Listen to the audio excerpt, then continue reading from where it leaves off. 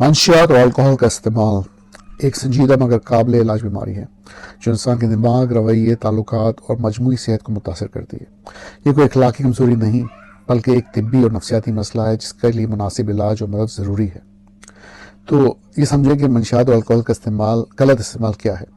یہ ایک ایسی حالت ہے جس میں جو اس طرح کی اشیاء ہوتی ہیں، خاص طور پہ الکحل ہے یا غیر ضروری منشیات ہے یا تجویز کردہ ادویات ہے، اس کا استعمال جو ہے ضرورت سے زیادہ ہو اور غلط طریقے سے کیا جائے اور بے قابو ہو جائے انسان، جس سے اسے روکنا مشکل ہو جائے اور نقصان کے باوجود سوچتا ہے کہ یہ نشہ کرنا چاہیے، تو اسے ایڈکشن یا سبسٹنس ابیوز ڈس آرڈر کہتے ہیں۔ کیا علامات ہیں؟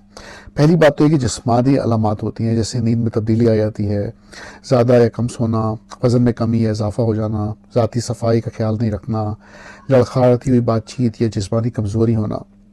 نفسیاتی علامات میں بے چینی، ڈپریشن، چڑچڑاپن، موڈ میں اچانک تبدیلی یا غصہ، توجہ یا یادداشت میں کمی یا دلچسپی نہیں لینا کام میں، اور کبھی کبھار پاگل پن کے اثرات بھی آ سکتے ہیں۔ رویے میں تبدیلی ہوتی ہے، جیسے باتیں چھپانا، جھوٹ بولنا، ذمہ داریوں سے غفلت یا کام میں خیال نہیں رکھنا، خطرناک رویے جیسے ڈرائیونگ خطرناک کرنا، لوگوں سے دوری اختیار کر لینا۔ خاندان کے لیے وارننگ سائنس کیا ہیں؟ اکثر لوگ جو ہے نا جو تبدیلی محسوس کرتے ہیں گھر والے، اس میں سب سے پہلے تو یہ کہ شخصیت یا رویے میں جو ہے وہ اچانک تبدیلی آ جاتی ہے، معمول کی سرگرمیوں میں جو ہے وہ دلچسپی ختم ہو جاتی ہے، تنہائی یا نئے مشکوک دوست آ جاتے ہیں، بغیر وجہ کے پیسوں کا مطالبہ کرتے ہیں، سوال کرنے پہ غصہ کرتے ہیں، گھر سے چیزیں غائب ہونا شروع ہو جاتی ہیں اور قانونی مسئلے جو ہے نا بڑھ جاتے ہیں۔ تو اس کے بہت سے سنگین نتائج ہیں۔ علاج جو ہے وہ بہترین اویلیبل ہوتا ہے۔ علاج جو ہے نا ہر مریض کا الگ طریقے سے ہونا چاہیے، کیونکہ ایک تو یہ کہ میڈیکل ڈیٹاکسیفیکیشن ضروری ہوتی ہے، جس میں ڈاکٹر کی نگرانی میں جو ہے نشہ چھوڑنا، خاص طور پہ الکحل کی پیچیدگی اور ڈرگس کی وڈرالز جو ہیں۔ دوسرا ہے کہ ادویات کا یوز کرنا، ایسی دوائیاں جس سے کریونگ کم ہوتی ہے، جس سے طلب کم ہوتی ہے نشے کی، یا ڈپریشن یا بے چینی کے علاج ہوتے ہیں، درد کی شکایت کو دور کیا جاتا ہے۔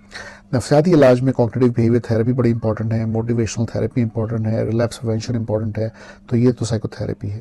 پھر بحالی کے پروگرام جیسے ریہیبلیٹیشن پروگرامز کہتے ہیں، اس کے لیے انڈور ریہیب سینٹرز میں علاج ضروری ہوتا ہے، اور اس میں بھی سائیکو تھراپی اور ڈفرینٹ ایکٹیویٹیز کی جاتی ہیں۔ اسپورٹس گروپ ہوتے ہیں، گروپ تھراپیز اور کمیونٹی سپورٹ سے بھی فرق پڑتا ہے۔